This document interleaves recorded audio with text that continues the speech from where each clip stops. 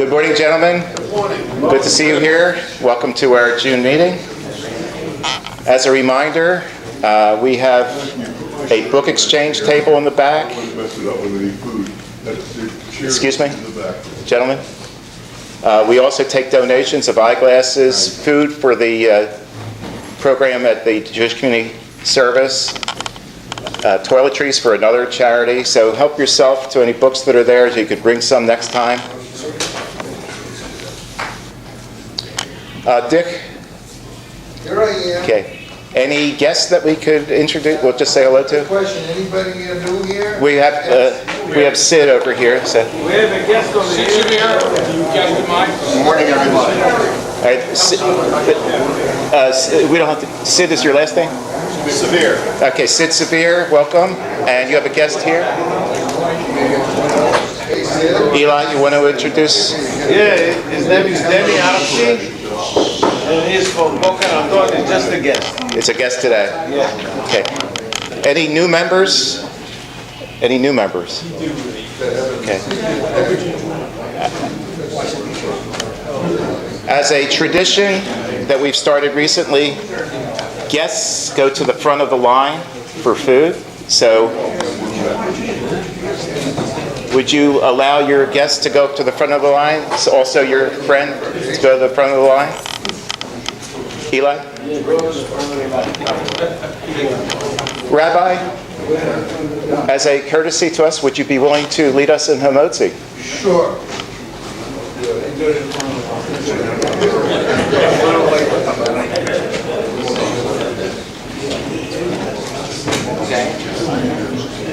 So, gentlemen, it's a pleasure to be here with you.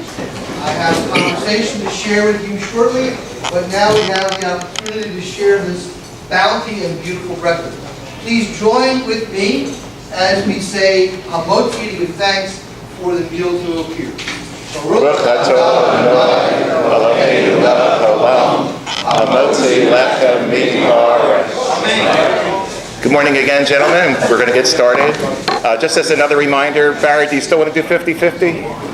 At that table, if you want to do 50-50, raise your hand, Barry. Okay. The gentlemen that were here before 8 o'clock that helped with buying the food, fixing the food, distributing the food, if you guys will stand up, I want to give you a thanks. All right.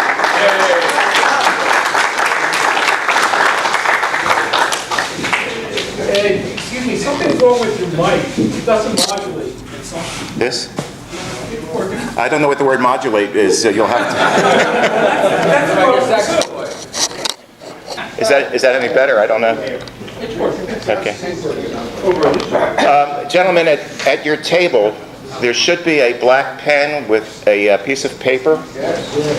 And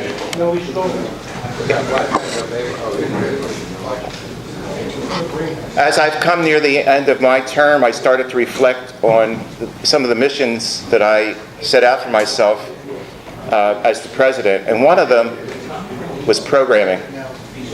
And in evaluating our programming, I think we've had a number of really good programs and successes, but I was also very aware of some of the program ideas that we developed through the board that did not turn out too well. For example, sporting events, the trip to the deli. We recently, and we'll have some discussion about it, we had a really wonderful trip down a river cruise, but only board members, with the exception of one other person, attended.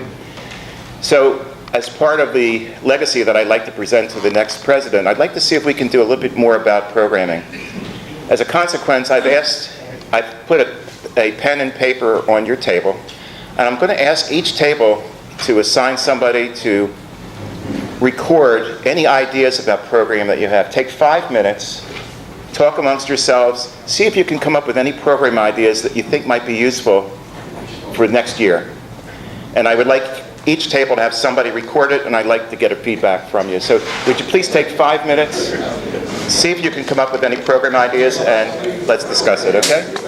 I'm going to ask each table to assign someone to present your ideas, and I want to collect all of the papers at the end so that we can take it back to the board.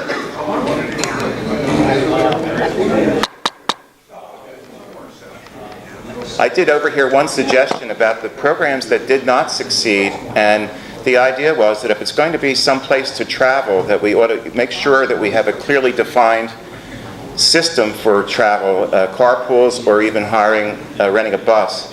So I'm going to take some of those ideas back to the board as well. So can I start at this table and just give us a quick summary of what you can stand and tell us? Trip to the theater, or a trip to a Yiddish theater, invite a sports figure, a player, American Jewish Museum, a newspaper reporter, and Three Stooges Museum. Ooh, Three Stooges Museum. This table, local authors, local speakers, the Museum of the American Revolution, the Museum of the Constitution, and what's, I don't know. Fishing. Oh, fishing boat. I'm just reading what he wrote. It's called, versus again, the trip to the American Jewish Museum. Apparently, they said they're having some problems, they need support, and that's one way we can support them. 2 is the American Revolutionary Museum, and 3, which is not on here, is many of the teams are owned by Jews. Let's get some of these Jewish owners out there and find out about how we can get better things. Yeah, I made that announcement. I guess you didn't hear it. So the 2 ideas was improving carpooling and renting a bus. And that may have in fact been what was missing for some of these other trips. Mel, at your table? Okay. Mr. Bus Ride. The National Jewish Heritage Museum, Schuylkill River Cruise, Philadelphia Walking Tour, and brunch at Victor Israel with Dennis's son is the chef there. I understand the food is great. Excellent. In fact, let's do I'll take to those. We have Ellis Island / Statue of Liberty and Tenement House / 9/11 Museum in New York. Thank you. Day at the races at Monmouth Racetrack, casino night at the Shore, or as a subset of that, a comedy club in one of the casinos. SCUCS is a senior citizen group in Camden County. There's another one in Atlanta County with a trip to Ellis Island, or a Broadway show, or a casino show. All sponsored by SCUCS. A show at the Pittman Theater nearby, and a rodeo.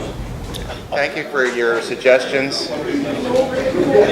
It reminds me, we used to do a comedy night at a local restaurant, but that restaurant closed, so we couldn't do a comedy since then. Just as a quick note, The Voice did publish a picture of us giving a $1,200 donation to the senior lunch program, thanks to Rob Sachs' intervention. I'll just pass this around in case you didn't see the photograph. Speaking of programs, we have a successful program that we'd like to introduce again. Don, if you're available. I'm going to do a couple of things. First, there's a little confusion when I'm involved. It's understandable. I thought we had elections last month, but apparently, technicality, we didn't. So today, we're really supposed to vote. I'll just give you a quick reminder. Marty is president, Ed Stein president-elect, Rich Moskowitz external affairs, David Schwartz programming, Dick Knopf membership, Rich Dutkin religion, Phil Godorov finance, Randy communications, and Dave Nightroff as recording secretary. So can we have, I guess by acclamation, a show of hands? If you approve, please raise your hand. It's official. Marty, congratulations, and all the other officers, congratulations.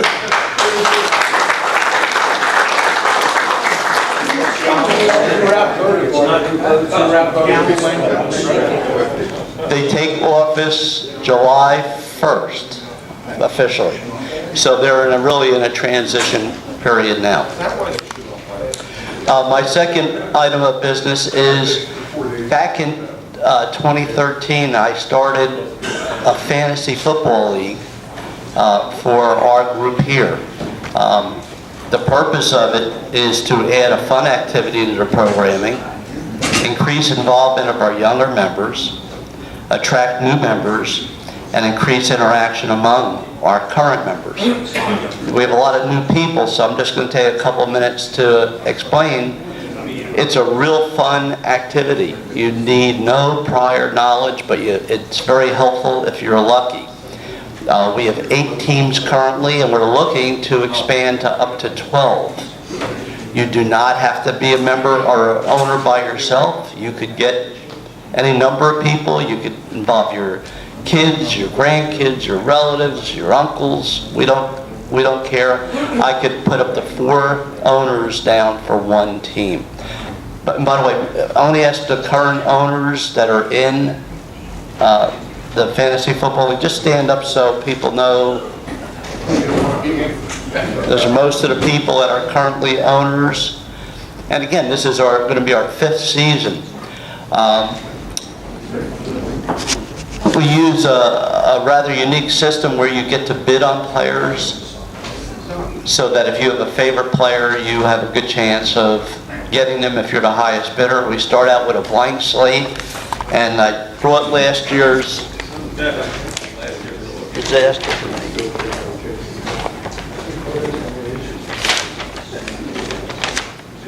This is what our draft board looks like when we're done.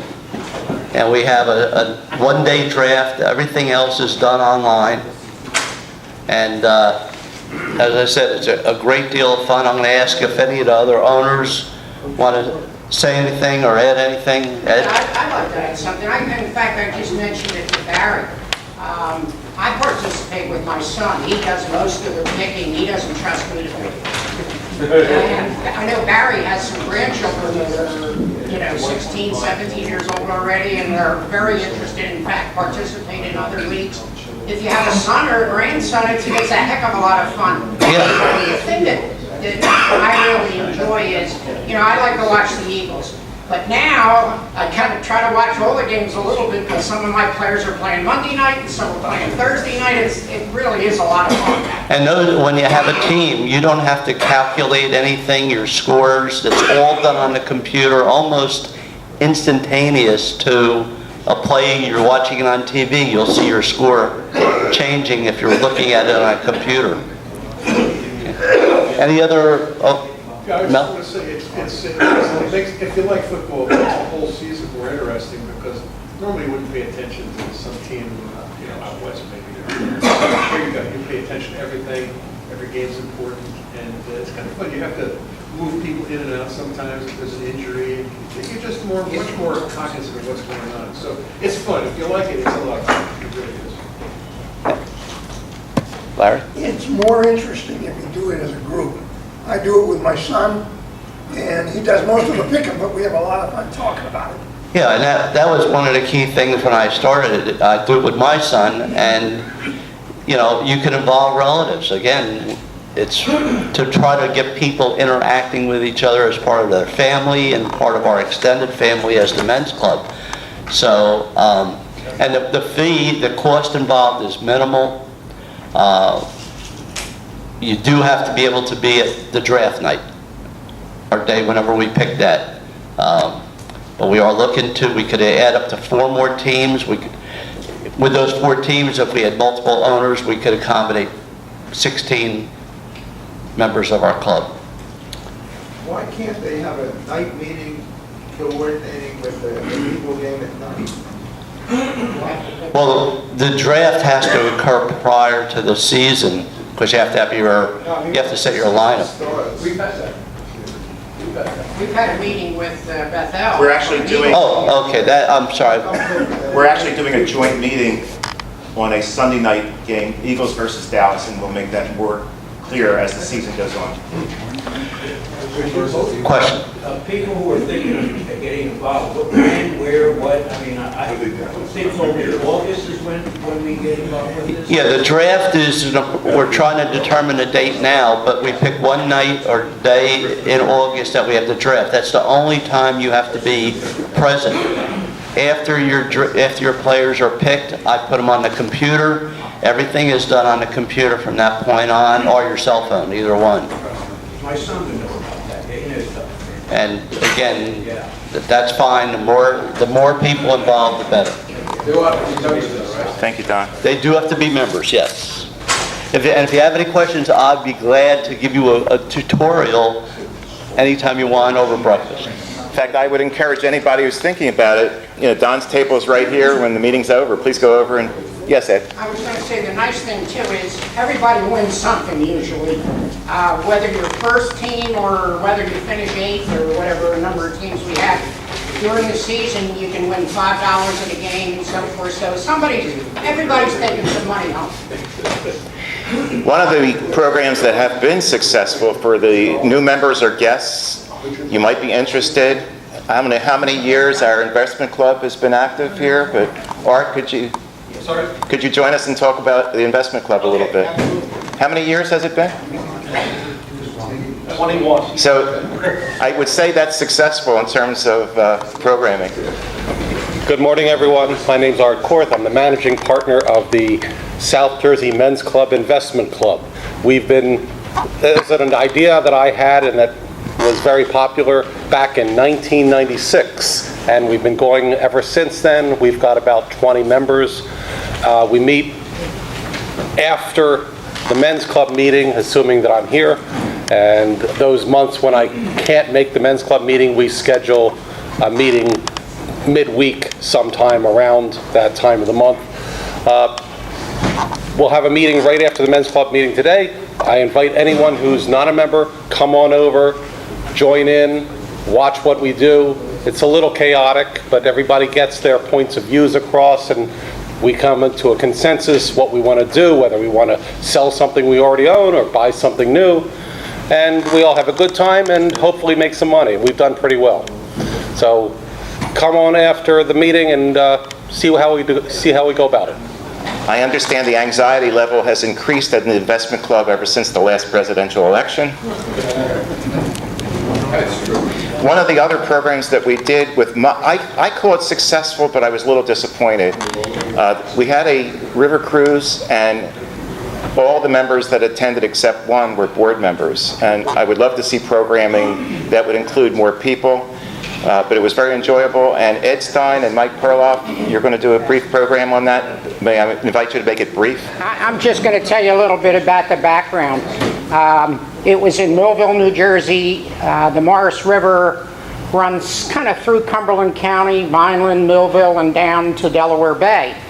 Millville's an old mill town, glass manufacturing, clothing. I think there was some iron works down in that area. And it's a pontoon boat, and we get on in Millville. There's a little dock right in the center of town. And we sail just almost to Delaware Bay. And it was a great afternoon. The weather turned out good. It was thunderstorms were predicted earlier in the week. We didn't have any problem. It was sunny. We really had a good time. The Morris River is designated by the Interior Department as one of the wild and scenic rivers in the U.S. There's only, I forget how many, not a lot. And you sail down the river, there's nests of osprey and eagles. There's some history. The captain of the boat tells us a little about the history and what you're seeing along the shoreline, because some of the early development in that area in the 1700s was right along the shoreline because it was navigable up to a certain point, and ships came in from all over the world. So that's the background, and Mike has some photos.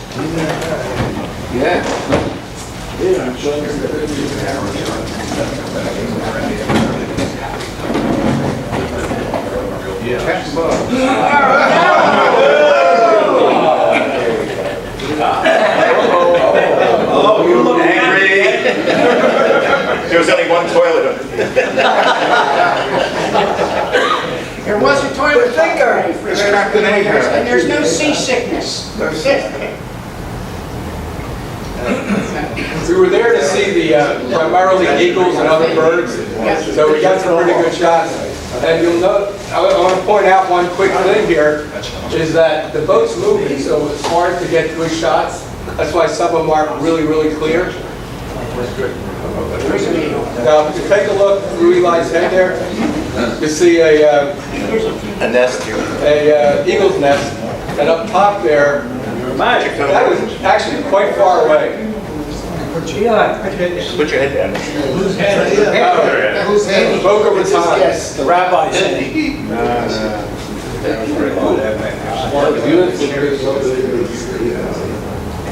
By the way, Mike got these photos out of a National Geographic. Now, he really, I have to say, he did a great job. He had it, I don't know, wide angle lens or telescope zoom lens, and the pictures were fantastic. It's like most of these people hang out National Geographic. Yeah, this was after the cruise, whenever, just give you an idea who was there. And fellas, I want to point something out to everybody. We're not a breakfast club. So what you're doing is coming to here for breakfast once a month. You're getting nothing out of the club, guys. Go to some of these things. You'll enjoy it. Even if you don't want to, you'll enjoy it. And then we went to, that was in Millville, then we went to this restaurant in Vineland. And there we are, and it was really quite good. And that's it. Hope you enjoyed it. And this is what I meant by successful programming. It was an enjoyable program, but the turnout was mostly board members. So I would love to see us do some activity that you would all enjoy, which is why we did that little exercise earlier. Rich, talk about programming. You have an idea that we need to discuss? Hi, guys.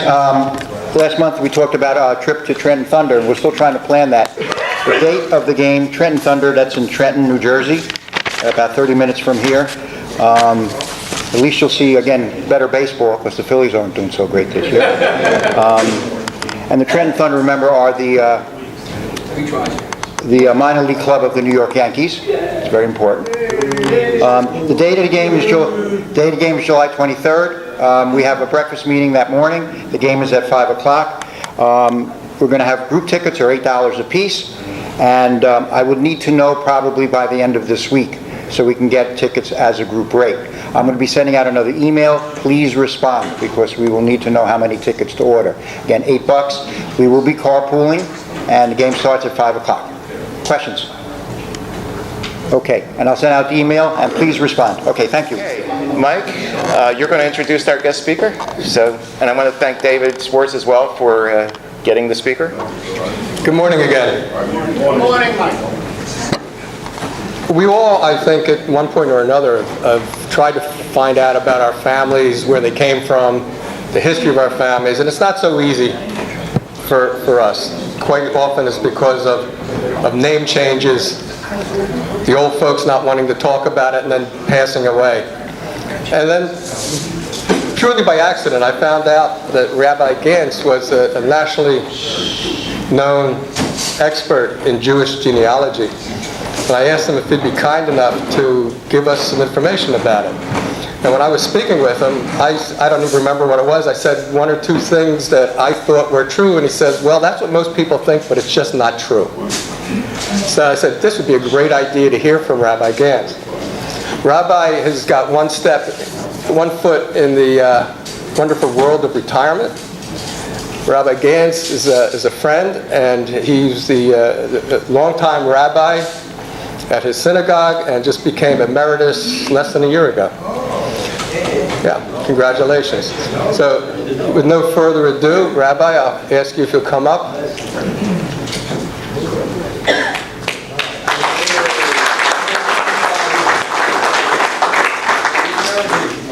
Shalom, gentlemen. Can you hear me okay in this microphone?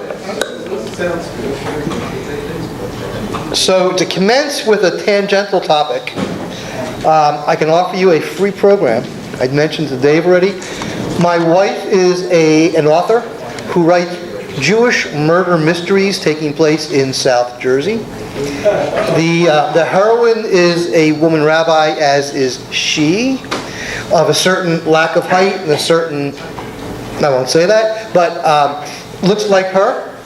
And she's written 3 murder mysteries now.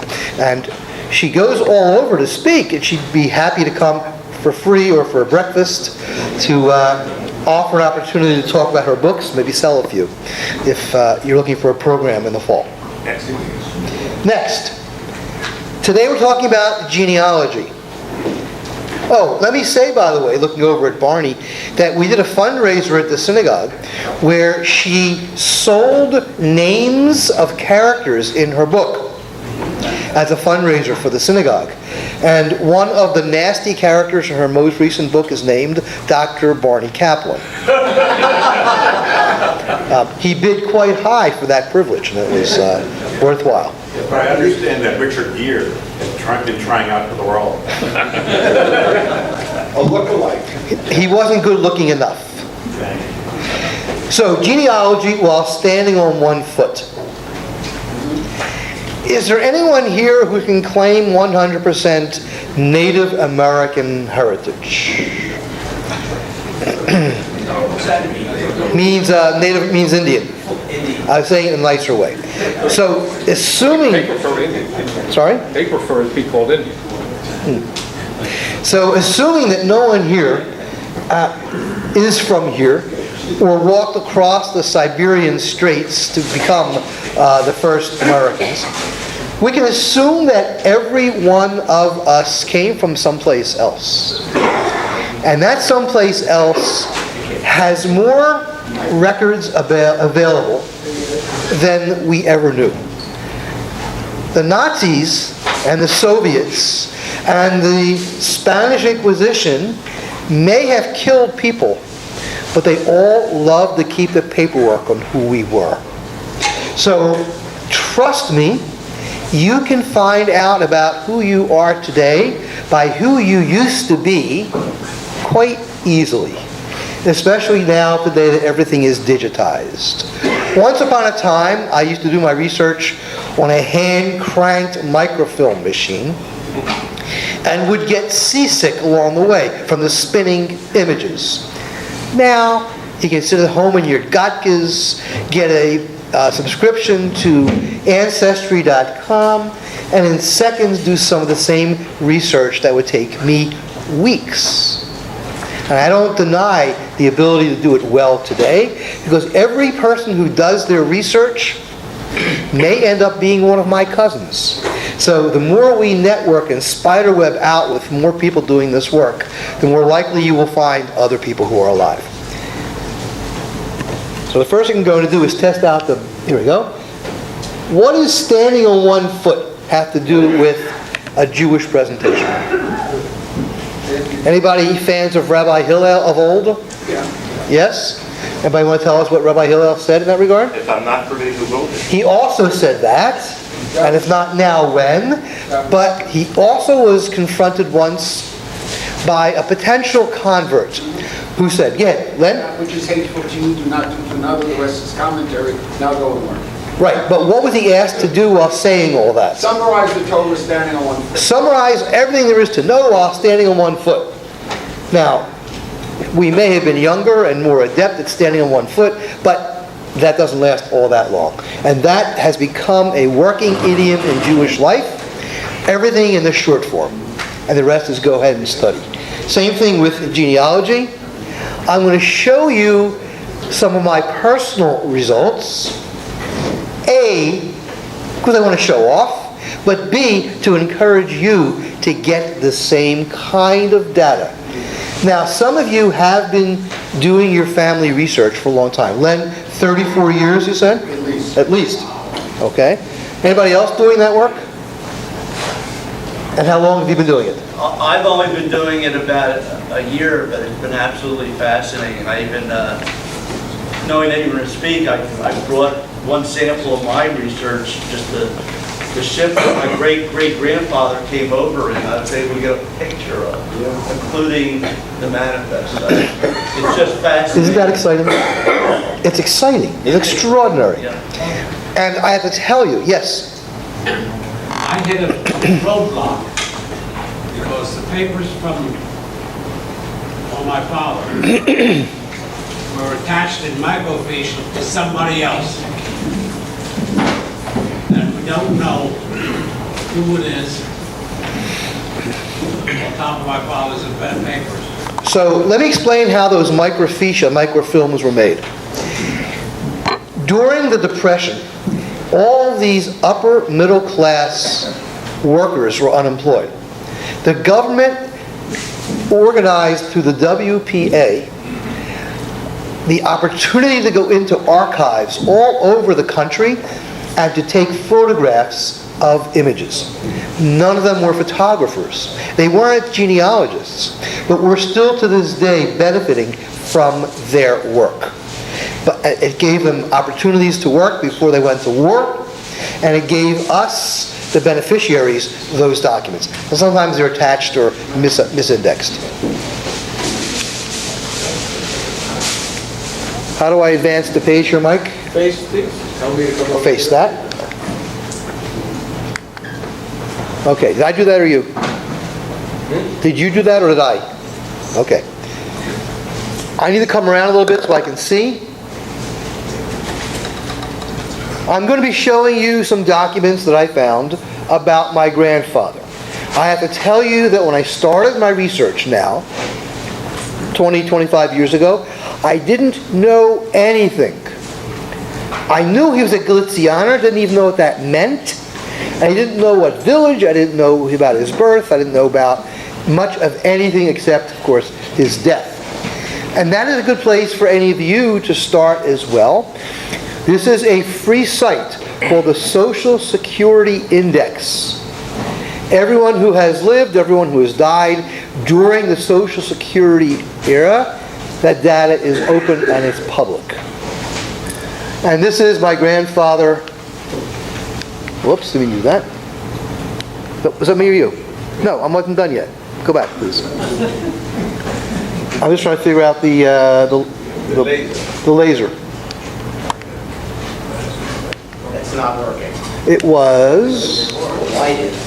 I'm looking for the light, yeah. Do you see the light? The light? The red bulb, the red light? Yes. Oh, yeah. Oh, there it is. There it is. Okay. So, first of all, his nickname was Alter. Everybody know what Alter means in Yiddish? Len? Old. How was he given a name? Old man? Ooh. This will actually advance. I don't know if it has a laser on it though. Okay. Was that a rhetorical question? No. Oh, okay. How did he get this name? Because as a young baby, apparently he was very, very ill, and in order to convince the angel of death to go to some other house in the shtetl, instead of referring to his name as Aryeh Wolf or Aryeh Leb, they started talking about Alter. It worked. He made it to an age of 1972, which may or may not have been a correct birth date, at least not according to this document. What's also unusual, no, there is no laser in this one, is that it says the country name was Austria.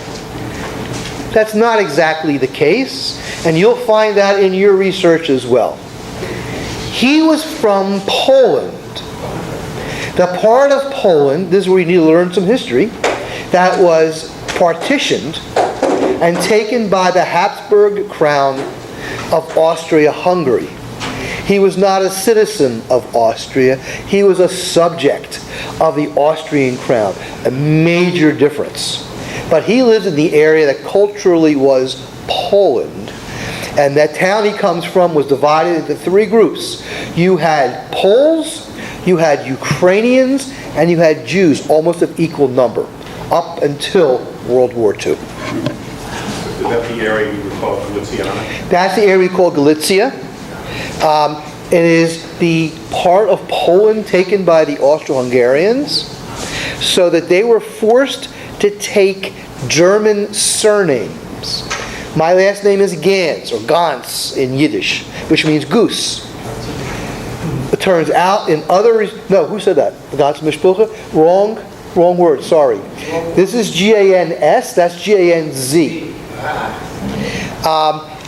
Goose, and I found in other work that I'm not going to share with you today, that they were the town butchers, which very likely might have been the source of their name. Now, what you do is start looking at census records. Easily accessible on Ancestry.com. Let me assure you that I do not have shares in stock. The owners are all Mormons for whom genealogy research is part of their religion, literally, and they make their resources available. If you don't want an immediate subscription to Ancestry.com, go down the street to the church, the Mormon church, next door to Platt Memorial Chapels. They're open several days during the week. You can come in, you don't need to be a Mormon, and you can do your research there. And all of their records are either in place or can be ordered on microfilm, and they'll send it to you for a minimal fee. That's how I started before Ancestry even existed. How do I know this is the right person? Because it's his American name now of Arthur. Goldie was my grandmother. The dates are only approximate, because they either didn't know or they lied on any number of documents about how old they were. That could be in terms of the day and the month, and certainly in terms of the year. And they were used to doing that back from Europe, where it was never safe to always tell how old you were, even if they knew. There were censuses back in the shtetl. Why might there have been censuses? There are two basic reasons why the authorities wanted censuses. The military, for one, and taxes. Those are the two best reasons ever to exist. One, to collect tax money from you, and two, so they could draft you. Well, those records all exist, and we can tap into them and find our ancestors. So this is just another document from the 1930 census. The document itself, the actual page, is available to read. And when you go and do this research, which I recommend to you, go up and down the page. Go a page earlier and a page later, and you'll find neighbors or cousins or people that you've known who lived nearby. Yes? Just out of curiosity, if you go to Poland, I mean, if you're researching Poland, you can see things written in Polish. Is there some translation? I mean, how did you do this? Okay, so let me just review that. Many of the documents from Poland are now digitized. They are available in both Polish and German. Polish was the local language, even though Poland didn't exist for hundreds of years as a political entity. And there are people who will help you translate it in the various genealogical societies. In fact, for this grandfather, I found his birth record in Polish. And for years, even if I ordered it, I didn't realize it was him. The names all fit in terms of his parents and documents, but it didn't list Arthur, obviously. It didn't list Alter. It didn't list Aryeh Ze'ev. It listed Leib Wolf Gans. And then one day I had this insight. Leib Wolf in Yiddish is Aryeh Leib in Hebrew. And that when they named him at birth, they, of course, assigned his Yiddish name. And the document that I have was at his bris. I have the name of the moil. I have the name of the midwife. I have my great-grandfather's signature on the document that is legitimate, that this is his son who is just born. You can't put a value on finding documents, I'm going to show you some, with the signatures of the previous generation. And yes, they are in Polish. And yes, I had to get a dictionary, and I had to turn to some people to help me. Was there another question over here? Yes? Your last name is Gans. My last name is Schwartz. It's a very common name. My grandfather's name was Bookford, and they spelled it Bachford in all different ways. What I'm trying to get at is the name Schwartz would be a lot harder, I think, to get into the genealogy than Gans. But not impossible, because the various documents I'm going to show you in a few moments also will list the name of the town. And there are town directories and indices that you'll be able to scratch down further. And if you get really far into this, you're going to hit a time before we had last names at all. What about when we came to this country and many of the people couldn't pronounce our names, so they changed the names? Instead of being, it may have been Bogoslavsky, and they said, I can't pronounce that, Bookford, or something like, how do you how do you research something like that? So the truth is, nobody changed their name in Ellis Island. That is a Bubba Meinze. They left Europe with documents. They got on the boat with those documents. The purser on the boat had, by rule, international rule, to sign the manifest based on the traveling documents they started with. So even if their name was Boguslavsky, which by the way was the name of a very good bakery in northeast Philadelphia, yeah, the name changes came later. And the name changes will appear in U.S. indexed documents. How far back does that go? The documents? Yeah. 1700s, 1800s, easily, yeah. I'm going to show you some of those documents in a minute.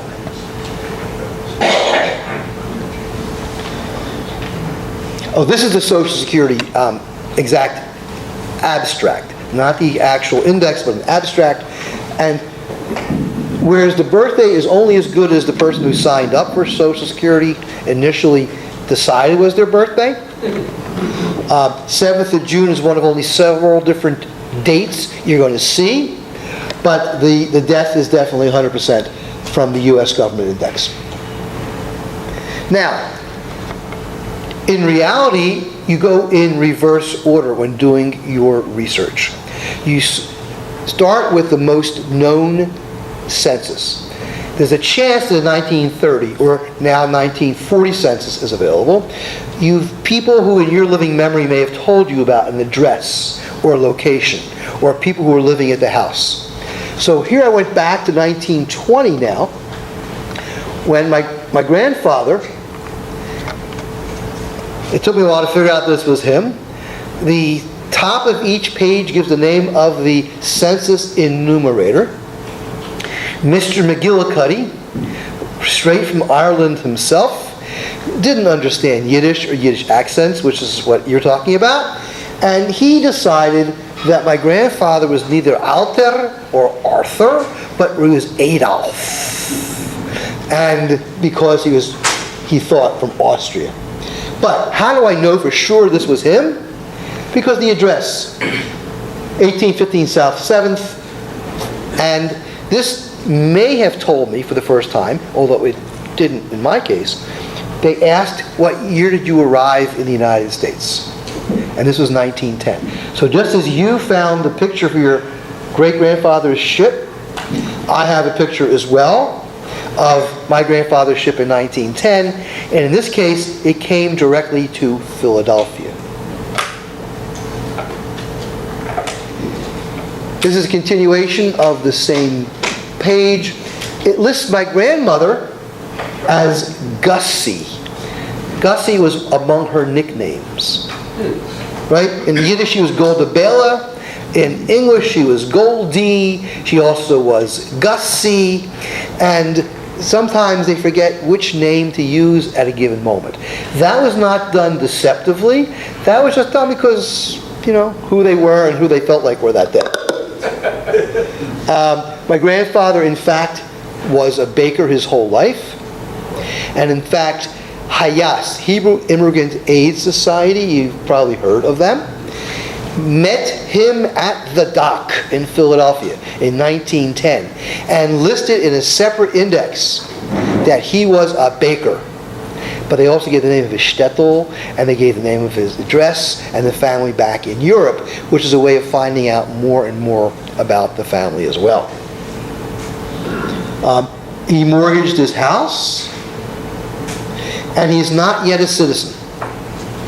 His papers were submitted, but it's a multi-year process, 3 distinct stages to become a U.S. citizen. This is still the 1920. This is now still the abstract. Adolf, Gussie, a head's blocking my Uncle Max. Whose head is that? Could somebody just move slightly to your left, please?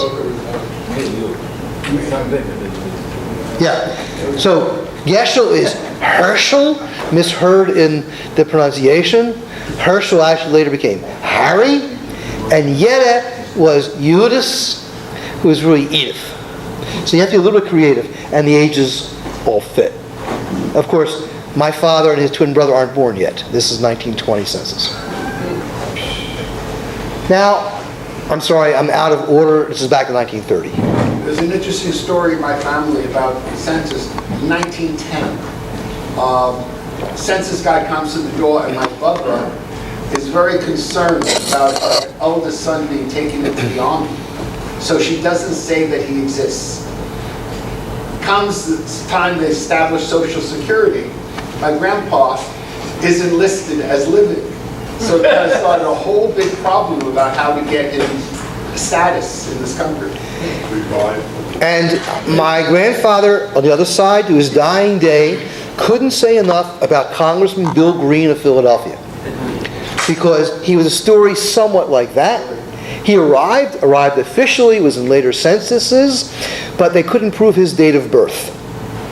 And Bill Green took one look at him and said, Nussin, my good friend, you're 63 years old now, aren't you?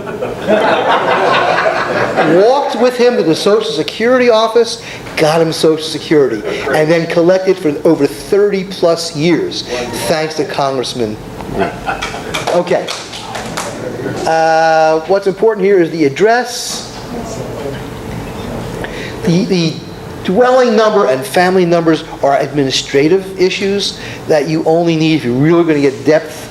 But here his house value that he seems to own, it says, is worth $10,000. That's serious money, 1930.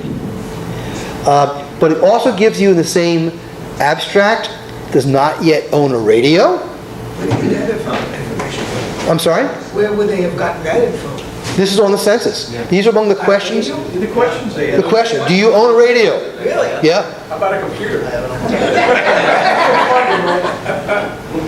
Thank you, Mike. Age at first marriage. He was 20 at his first marriage. He didn't attend school. He may have gone to yeshiva back in the shtetl, but really was apprenticing to become a baker. And able to read and write. Yes. Virtually every Jew who arrived, even without formal schooling, were able to read in their own language. And there was a test. They were given a 40-word reading test in their own native language to prove that they were able to read. Perhaps right. So his mother's birthplace was Austria. I already explained to you it's not really Austria per se. 1910, but 1930, he's now naturalized. That means in those 10 years, he's gone through the process. That helps me narrow down and drill down to those papers that are available. Yes, baker shop, working on his own store, and yes, he is employed. And now we have the updated family list. He's now 40. My grandmother says she's 38. I'll get back to that. Max, Harry, who used to be Herschel, Edith, who used to be Yedit Eunice, and now my father Samuel and his twin brother Reuben. This gives their ages. Now, my grandmother. When I went back to the shtetl paperwork in Polish, it turns out that she maintained a family matrilineal custom that I can track over at least 3 generations of women who lied about their ages. Go figure. Because I found her birth record too. And in her birth record, and it gives the name of her midwife and her family and her father signed as well. That's pretty legitimate. She was years older than my grandfather. But her daughter did the same thing. My Aunt Edith, Aleha Shalom, may have been 11 in 1930, but if you were to ask her later, she may not have been born yet, because she changed the birth order of how she appeared, and turned out to have been older than her husband as well. But somehow there was this negative thought about that. Yes? On one side of my family, everyone, of course, was born at home with a midwife. Yes. Well, the doctor had to fill out the birth certificate. A couple weeks later, the doctor would come for the baby, and they would have a couple drinks, and then they would have a couple more drinks, and when they filled out the papers, if the doctor was drunk, he put down the wrong dates, or they gave him the wrong dates. So forever, when they went to get Social Security and everything, there was a big discrepancy saying when I was born versus what the record said. These are American documents? This is in the 20s. Interesting. Yeah. Yes.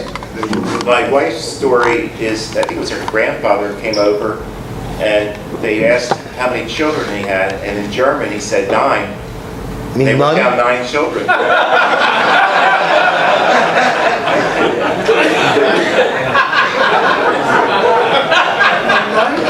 And not one of them ever called. As you said, a nice story. During my life as a child, my grandmother constantly, when she got a letter from the government, came running to my father, half expecting to get sent back. Didn't understand it until I got older and it was explained to me. When she came into the country, you had to have an intact family. Her mother had died. She was 14 or 15 years old.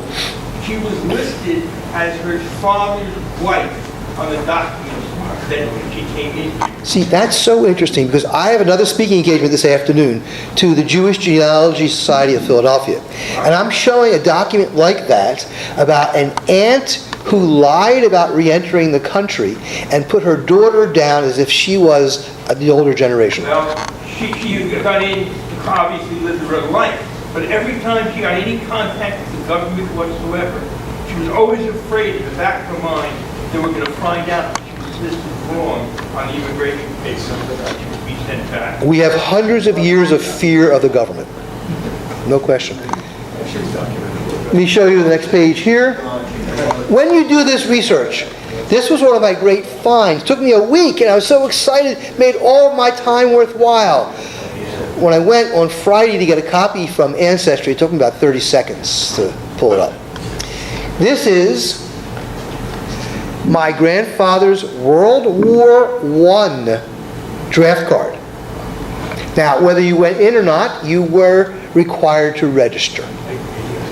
And it gives, now, remember the previous birth date was 7th of November, I think it was?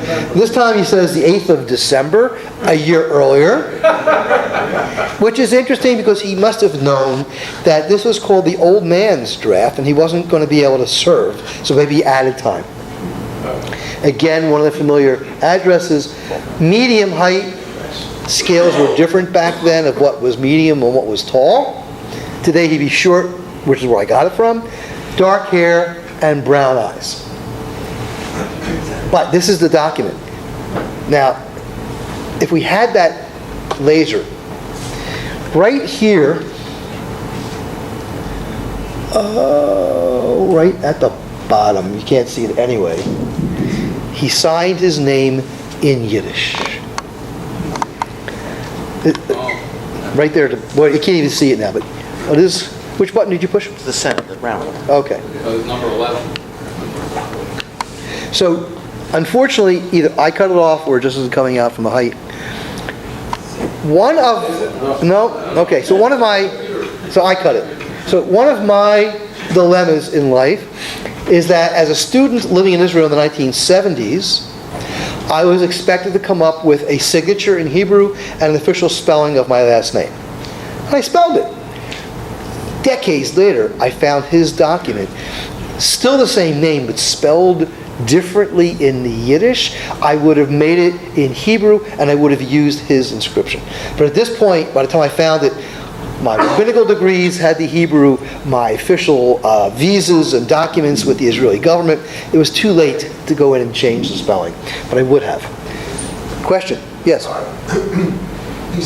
The address is now South 6th Street. I thought it was South 7th. They moved. These people, they kept moving. Time after time after time. It's the same neighborhood. All within walking distance of the same synagogue. So what you can do is look at a map. Put a pin down where the synagogue is located, and they can find that virtually every one of their residences is within that half-hour walk, if not less. But yes. You know why they moved? Why they moved? Sometimes it was for economy. Sometimes he kept having more children. No, what I heard from my wife's parents, they move every year so they get a month free rent.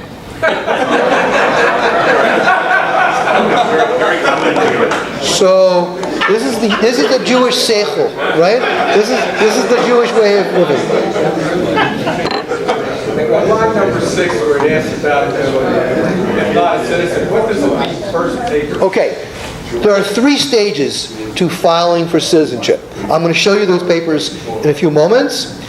Many of you may have inherited the documents of citizenship of your family members. Anybody here have? Okay, that's the 3rd paper. The first 2 were never given to the citizen, but they're on record. And you can see, because I have found, by looking at who were the witnesses to those first 2 papers, other family members, other family friends, people who always showed up for the seders, and you never knew where they came from. But they knew each other back when. What else is here? Again, he is the baker, first papers. Trembola. It's one of the spellings. Now I've got a shtetl name here. When I went to one of my family members after discovering, oh look, Trembola, he said to me, oh yeah, I knew that. I said, you knew that and you didn't tell me? You knew I was looking? Oh yeah. To me, one of the greatest finds was the name of the shtetl itself in Galicia. But they don't know what to call it, because in history, when he lived there, he had Austrian responsibilities. Only later did it become Poland again after World War I. What else I want to show you here?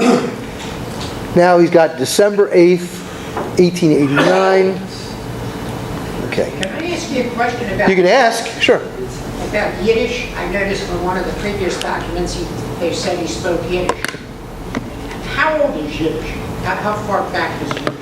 So, for another day, when you bring in this classy speaker about South Jersey, in addition to her 3 mystery books, she also wrote a book called Talk Dirty Yiddish, which is a dictionary of everything you always wanted to know. She can give you that history better than I can. But how far back is the language itself? So the language is based on a medieval German for many of the verbs. Many of the nouns actually come from Hebrew, and many of the phrases, many of the idioms, are from the native local language. So that a Litvak Yiddish and the Galicianer Yiddish of my 2 grandfathers was different enough.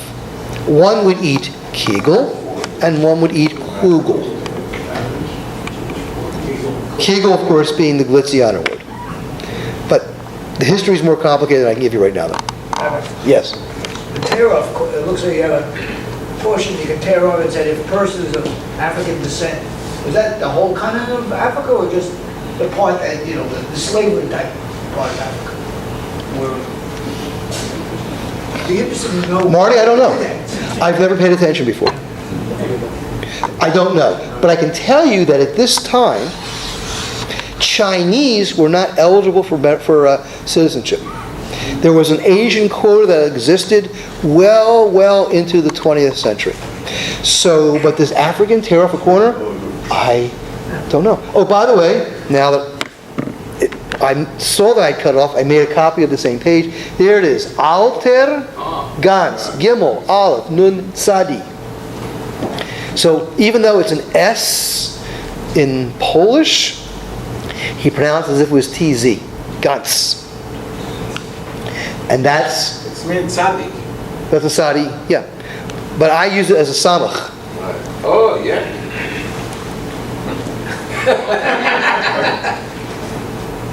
Yeah. The other question I wanted to ask was, how did, when people got off the boat, they either went to New York, many went to Philadelphia, and where you live, were most of the people from the same area, in other words, from Austria and Poland?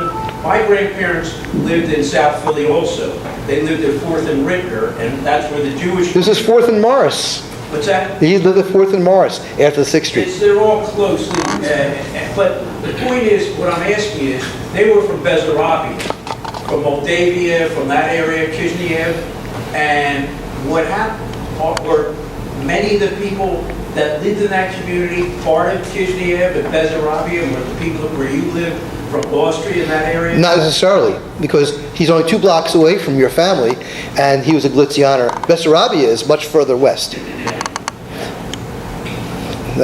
But they're all Jews. Right. But each corner had its own synagogue. And by the way, one of the programs you might want to do is there is a good walking tour of synagogues in South Philadelphia. Harry Boonen, who literally wrote the book, can do a great job leading you around.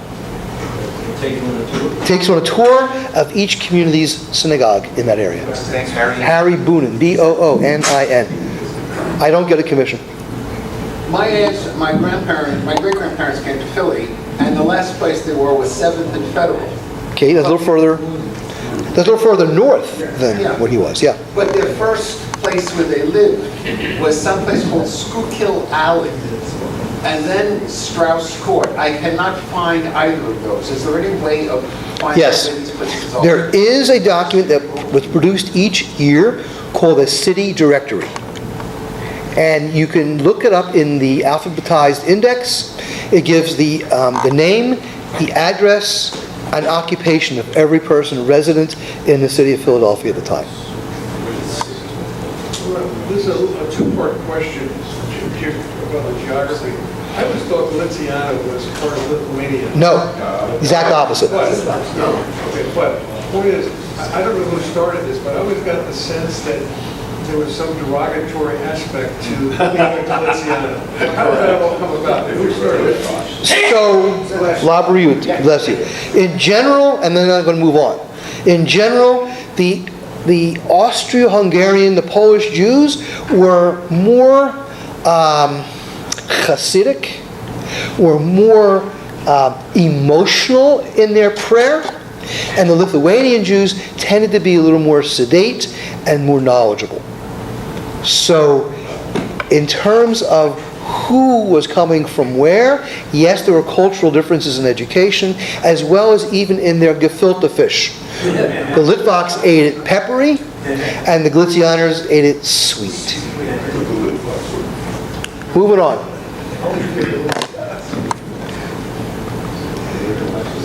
So here is the same grandfather's now World War II draft card. Everything here, by the way, is available to you also from Ancestry.com. Today, it's, as I say, it's much more simple. He's now claiming 7th of June, 1890. 52 years old, and this is as of 1942. Even then, 52-year-olds had to register for the draft. They hoped never have to go that far in the age pool to draft these guys, but they needed to register them also for potential home front defense forces if there was an invasion by either the Germans or the Japanese. This is the actual card. Here he signs his name in a childish scroll, but in English. Right? He's trying to be a good American now. And the last thing he wants to show is that he came from what they're claiming was German-occupied Austria. He's really coming from persecuted Poland. And he wants to show Alter Gans in script. Gives the name of the Bakers Union. It was very important in his entire life. See that there? And the local 201. And now his place of birth, the first time we're seeing a document, is Galicia. Very proud of it. And this is also interesting for Philadelphia history. As a child, I knew their number is Howard 88898. Still have it memorized. But this is before they had to add the extra digit to the phone numbers. For anybody who's a fan of that data. This is now the 4th and Morris address. And that's not his handwriting, but some clerk who did it for him. And it's interesting now, he doesn't know the address of the place that he's working. Just knows the block number.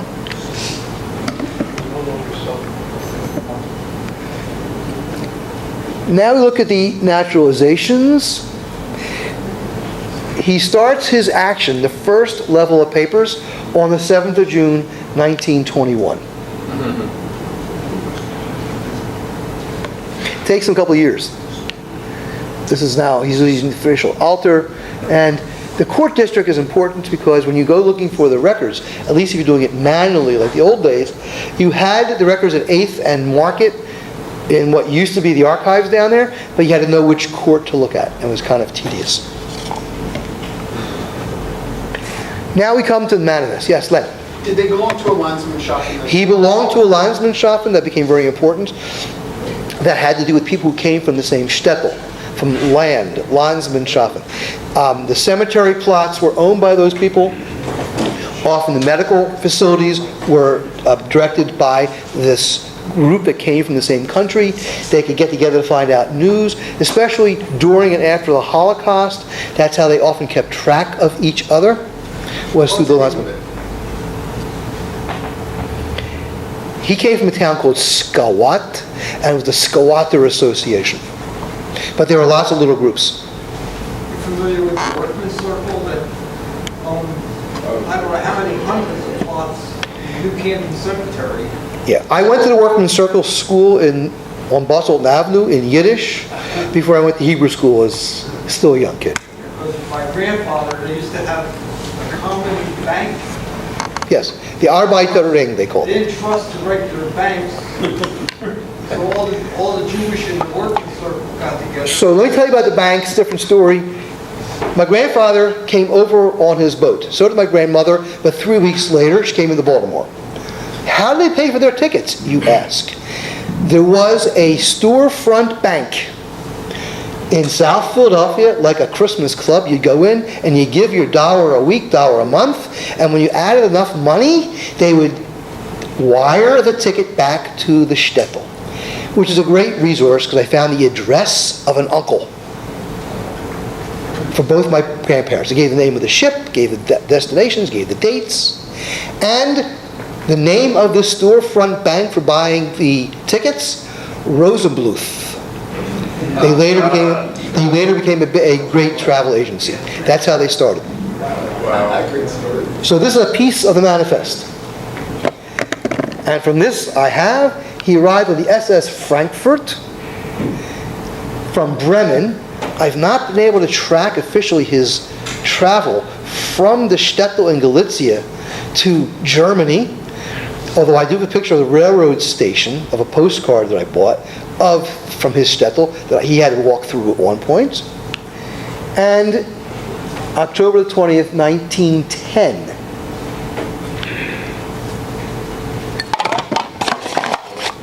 Oh, that was not so good. There's a special talent that comes from that. Yes, thank you. It's genetic. Was your grandfather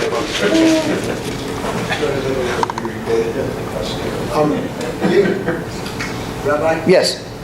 My parents, my father walked from Galicia to Marseille. It took 4 years, he and his sister. Right? So there were no documents because they would travel mostly at night, right? And on little hay wagons or whatever they could jump onto because they were avoiding the drag. What year was that? 1916 to 1920. During the war. That was especially hard to cross borders. Yes. So it took them 4 years. On a completely different story, I have an uncle who, after World War II, who had been in the Russian army and overrun by the Germans and became one of the underground, walked from post-war Russia over the Alps to get to a boat in Italy in order to get to Palestine. By the time he got there, the state had just been declared. So it happens. Here we have the first papers. The beautiful United States of America Declaration of Intention. Triplicate, rubber stamped. For future research, that number will become important. And this is the Court of Quarter Sessions of Philadelphia County. If you have to do it the old-fashioned way and go to the records as I showed you, that will become important. Is this what they mean by extreme vetting?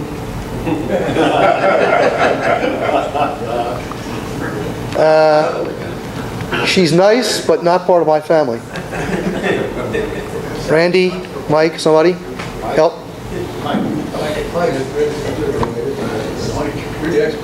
So while we're doing a technology moment, another question? Yes, Dave. Yeah, I was born in Europe and I came over here. So I have no records of any one of my relatives in any U.S. depository. My parents also told me that Poland did not recognize Jewish weddings. So the names of the kids may be the names of the mother rather than the names of the father. And so the problem is, I've tried to go back to, I can go back to my parents. Going back to my grandparents is very hazy. Where were your parents? What? Where were they? They were in Lemberg and Lvov. Lemberg is Lvov. Right. Okay. And Skalat was a little town. You Skalat? That's my grandfather's shtetl. Boy, have I got work to give you. I've got a book at home called Death of a Shtetl, which talks about Skalat. Let's talk. Okay. All right. So, thank you. Let's listen to your last. The long lost brothers. Oh, what the last slide? Okay. Landsman. So, in this declaration, he's listing his children. Back then, your wife and your children were naturalized when you were. They did not go through the process independently. So he lists his wife, Goldie, and it's with me is added to the bottom of the document, meaning they're still living together, and then the name of the different children. The third document is the one I own. I was given as part of the inheritance, as I guess the only kid in the family who cared about it. But these are only available online or in the government. Now, what was the problem in Poland with the marriages? It was the official authority of Poland, even when it was not independent, that only one member of a Jewish family could get married officially. The rest could be married in a synagogue, but they could not be married and registered with the government. So when I received, for instance, my grandfather's birth document that I referred to, and I showed it to a friend who was Polish, like Polish, just gotten off the boat Polish, he was embarrassed to show me the column that said illegitimate, because they all were listed as illegitimate if you weren't given that authority to be that one to get married from your family. Or I have documents where the parents would get married 30 or 40 or 50 even years later, and it was listed in their birth records for the children, so that it would legitimize retroactively who the child was. Then it made its way into the documents. However, even the so-called illegitimate children were still listed in the official birth records, especially for Skalat. Nice to know. There is, by the way, a Skalat organization that meets once a year still in Israel, the day after Passover, to have a memorial to the Holocaust for those who are still surviving. I have books written by survivors of Skalat. Maybe the same book you're looking at, but I have the original in Yiddish and Hebrew. Yes? I think if you take the poll of almost everybody in the area that's Jewish, we are either European, Eastern European, perhaps Spain, North Africa. If we go back to our history and after the diaspora, where we were Semitic, how come all of us look European now? We're not dark-skinned, we're not dark. Well, the answer might be obvious. But so when you go to Israel, and you get off the plane and you see the hues and colors of people who are Jewish, and that they don't all look like us, we realize that we've been living in our own little ghetto and shtetl for a long time, and due to intra-marriage, we've been keeping alive some of our Eastern European Ashkenazi genes. Now, DNA research is a time for a different day, different discussion, because I've done that as well. And do you remember the mummy that they found in Switzerland years ago, who had an arrow through? Yeah? He and I share the same DNA. Really? Yeah. So he's my mishpucha. And I suspect we have a little of Mongolian blood in us too, from the waves of Mongols. Or Cossacks, or Vikings. Yeah. Don, right?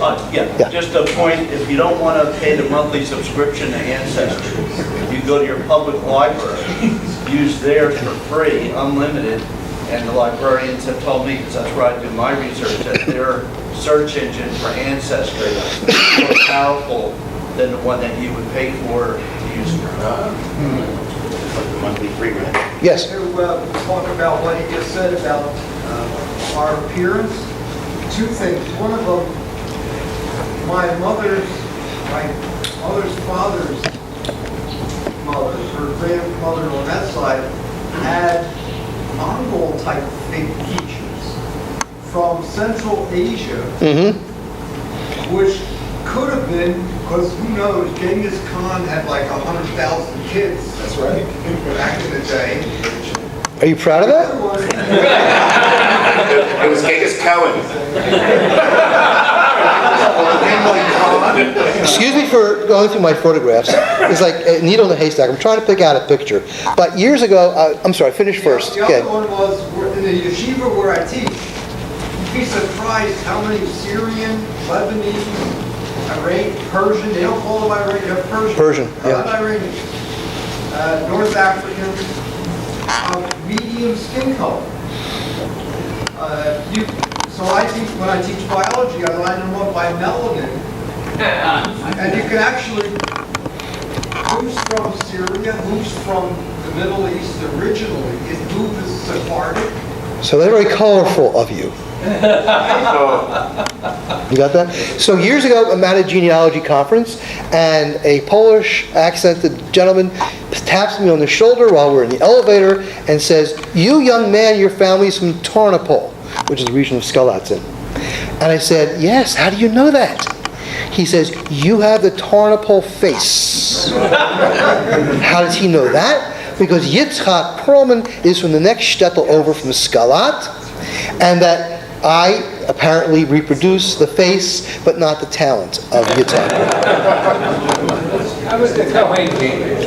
The Kohen gene has been very, very precisely isolated, and is a mutation that is clearly obvious on the male DNA line, and can easily now be proven, biologically at least, who has been a Kohen from the get-go, from the days of Aaron. They even had a reunion about 2 or 3 years ago in Israel of all of the DNA-proven Kohanim. Oh, okay, because my father told me I was a Kohen, and I came from an Orthodox synagogue originally, and the rabbi recognized it, so... Dave, when your speaker comes next month, ask him about his DNA connection, which is how he and I met. Okay? It's story-worthy. Don't they have black Africans who they found have a DNA that's a Kohen? So it turns out that was a little more complicated. The answer is yes, but not the Ethiopian Jews. Right, the Igbo, who live in Nigeria, have come up with the same DNA gene, but the Ethiopian Jews have not. So it's a little unclear about that piece. Incidentally, when I was tested, I am not. Yes? Rabbi, you said on this document that the children automatically became citizens. Was there ever any situation where they listed other people who weren't their children so that they would have citizenship? I'm not aware of any. The question is, did anybody lie and add children? I don't know of any. I mean, it doesn't mean they don't exist. I've not confronted it in my family. So, yes, last question. But you mentioned about the names, after married, before married. And I always had a question about my mother and her brother. They both had different last names. And I didn't know why. And 2 years ago, I met my cousin, my mother's cousin in Israel. He was 90-something. And he explained to me how come my mother was named Lober and her brother was named Brachfeld. And the reason was that the father wasn't home when he was born because he was taken to World War I and he was born, so they gave him the name of the mother. So I have another story like yours. Man comes to the United States. He has an eye disease. I forget what the eye disease is called then. What? Trachoma. They send him back to Jerusalem where he had come from. He's cured. I have the document from the physician, very famous doctor in Jerusalem. He comes back to the United States, but he lies. He now takes his wife's last name instead of his own.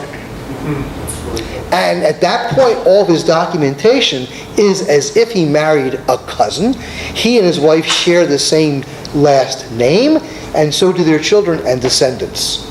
But I discovered for the family tree what his original name was. It was Wagner, a nice musical name, but he gave it up to come back and arrived in the U.S. pre-computer days as if he had never been here before, and came into a different port in order to prove it. Last question, last comment I'm going to make to you. Gentlemen, the regret of every genealogist anywhere, of any ethnic background, is that we all started too late. We all wish we started sooner, when the people who we're studying were alive and could answer those questions. There is no late age where it cannot be started any longer. We can't go back in the time machine. If you have any interest, it's extraordinary. I'm still living off of the adrenaline highs from discoveries of years ago with the knowledge of what I've discovered. I just wanted to say that if you remember the book The Giver, it is about one man who contains all the collective memory of society, and it can be transferred over. If you consider yourselves a giver of your family, then it's important for you to write down whatever you know, because when you go, everything that is in your memory goes. The thing I would suggest you start doing is go to that book with all the old pictures, and on the back of the picture, write down who these people are and their relationship to you. Therefore, they are no longer just pictures that can be thrown out because nobody knows who they are. They are your history of your family. And that's basically what I want to say. There is so much that still can be done if you remember that you are the givers to your descendants. Thank you. And I call ourselves the bridge generation in the same vein. So thank you all.